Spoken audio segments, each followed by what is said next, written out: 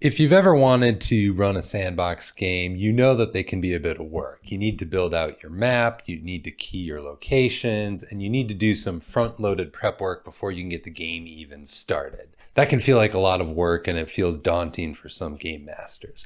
But what if I told you you needed a lot less than you think? Hi, welcome back aboard the Earthmote. I'm Randall, and today we're talking about minimalist campaign design and what's essential to get you running that campaign quickly.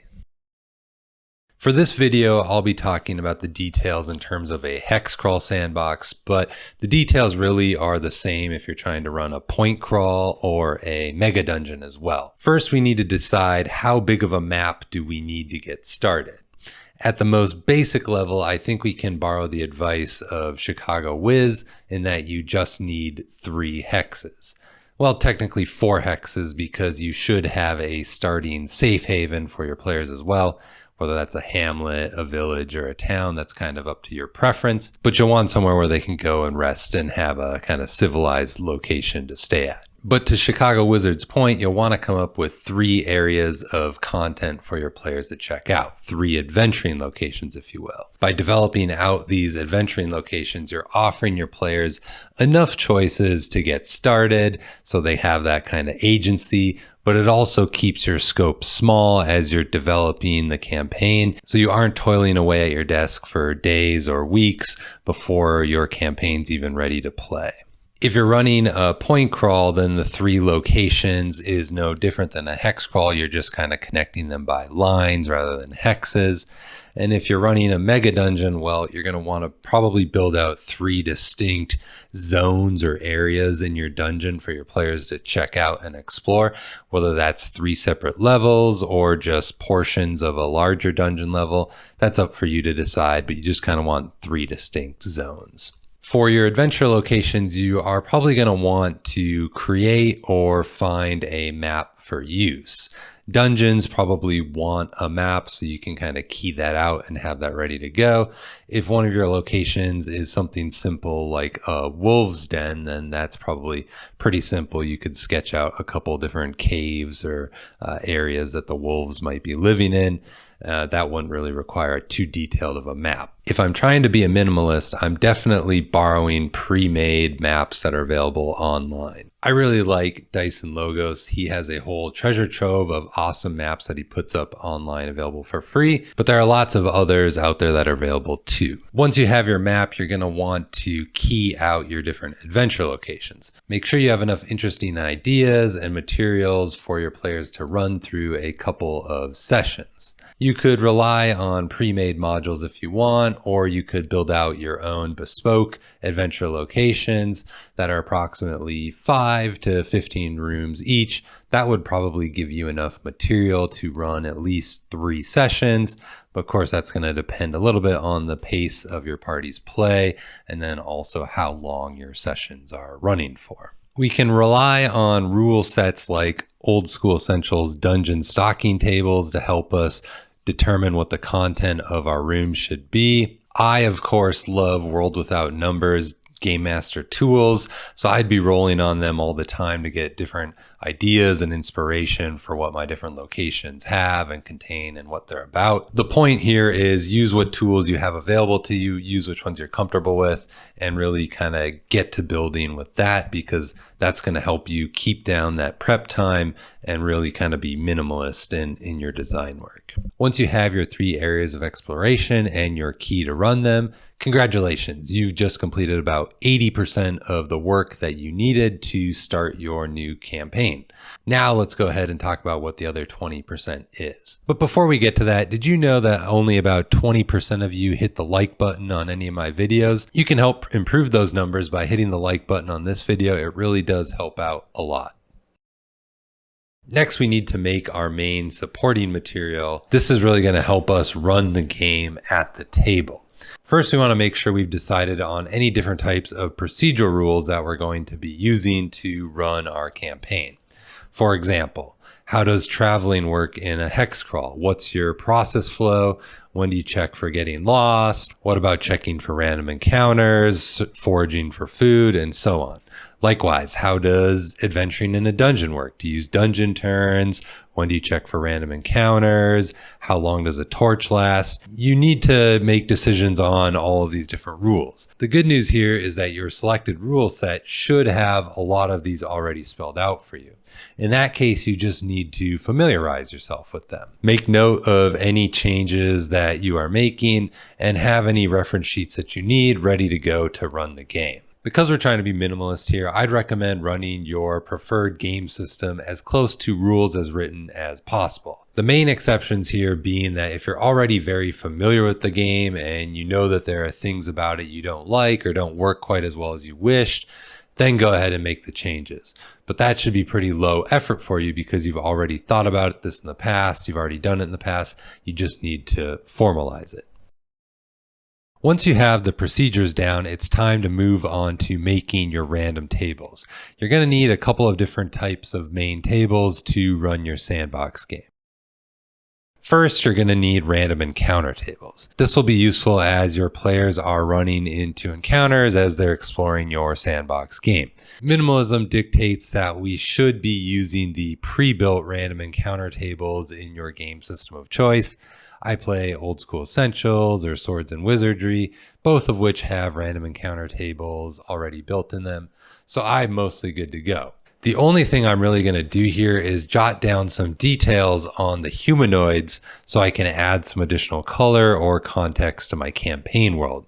Running into a group of nondescript pilgrims on the road is fine, but if the players instead encounter the Holy Order of the Blind Maiden on their 3-year pilgrimage to find the lost shrine of Saint Portia, well, that might be a little bit more interesting. So I think it's worth taking a little bit of extra time here to maybe build out some humanoid encounters that the players might come across as they're exploring. You can turn these details into a random table of your own if you wish to sort of roll on it when a humanoid result comes up on your general random encounter tables, or you can just sort of use it as like a cross-reference to the different entries on like Old School Essentials random encounter table.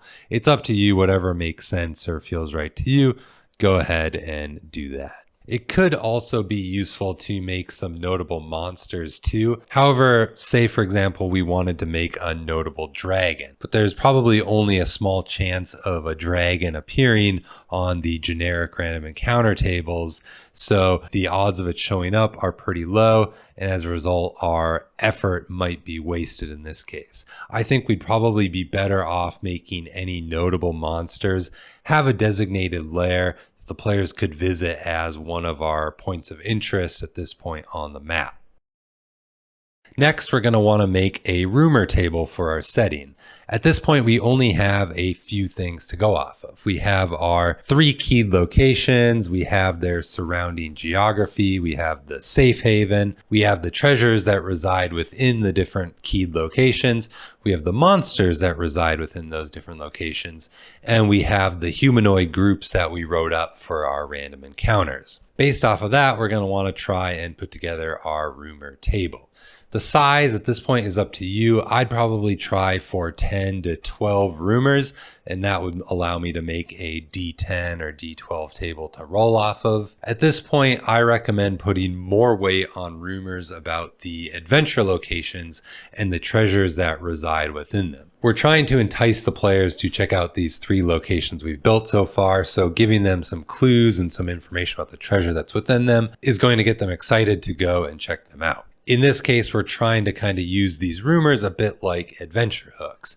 I'd recommend even giving 1 or maybe 2 rumors to each player when you're starting out. That way they have a few different rumors they can go off of and decide which location they'd like to check out based on the random ones that they got. Your rumors can be true, partially true, or completely false. I'd probably go for 40% true, 40% partially true, and only 20% false, but do what feels right for you. It is really more of an art than a science, but I just kind of like to give them some information to get started and have them a little bit of kind of true ground to go off of as they're making assumptions about the locations they're getting into.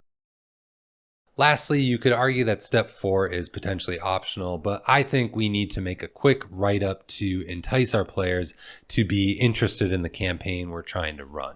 Your mileage will vary, of course, based on your group. Some groups are happy to play whatever and whenever because you're the forever GM. Others are going to want more details to maybe make a character concept or get in the mindset of the type of game they're going to be playing. Regardless, writing up a quick pitch is going to help you crystallize the main bullet points about your new campaign. Mike Shea talks about making 6 truths for your campaign in his book, Return of the Lazy Dungeon Master. I don't know if 6 is the right number or not, but it should be simple enough to come up with 6 bullet points that help spell out the details of why the Sandbox is unique and interesting from the others that you've run in the past. These 6 bullet points should be shareable with your players, so make sure you're removing any spoilers that you wish to keep secret. Also, your 6 truths can describe or point to elements in your campaign that are not yet covered in the material you've prepped within your 3 or 4 hexes. If you have ideas or concepts you know you want to feature in the game but haven't fleshed out yet, go ahead and include them in the 6 bullet points. Let's go ahead and give this a quick try. Here's a list of 6 I made up for a potential campaign in about 20 minutes. I think it was pretty quick, but let's go ahead and go through them. The barbarous warlock king in the east is amassing a warband of a size not seen in an age. The Cradle lands were once the domain of the giant folk. Their cursed and abandoned halls lie to the north, rumored to never have been plundered. The 4 princedoms are locked in a succession war, a war which could be ended if the lost and fabled Windlord's scepter found its way into one of their hands. The northern border towns have reported dragon sightings, a first in 50 years. Is it possible that Guthrax the Terrible has returned? Feuding criminal enterprises fight for control over the Azure Caverns, home to a powerful psychedelic mushroom. The rich and opulent use the mushroom to put themselves into prolonged states of slumber into the decadent dreaming world. Elemental spirits have been leaking into the Cradle lands from their native planes for reasons unknown. There, that was simple enough. As I said, that probably took me about 20 minutes to write those up, but they add some flavor to the world. They provide a brief glimpse into some of the factions in the Cradle Land, some of the other powerful beings. It hits on a couple of the potential conflicts that are brewing in the setting. It also highlights some potential areas of treasure that might be interesting to the players. So I think that's not too bad for a pretty quick pass on creating 6 truths for a fictitious campaign. So to put it all together and summarize, for running our Minimalist Sandbox campaign, we got a map with a starting safe haven and 3 adventuring locations keyed out with details to run them. We have our procedural rules to run the sandbox. Make it easy on yourself and use your game system rules if possible. We have our random tables, our random encounter tables, and our rumor tables to give the players some juice to help get them started.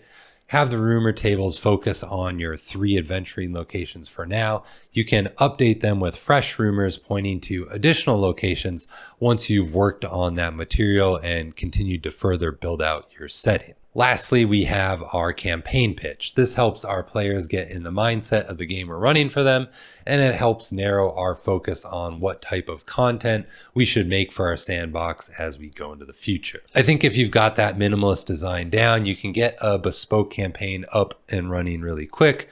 Play more games, have more fun. That's what it's all about. Let me know in the comments if you think I missed anything or if you think we could cut anything out. Don't forget to like and subscribe. Check out Enchanted Nimbus, my monthly newsletter. Thanks for hopping aboard the Earthmote. I'll see you in the next one.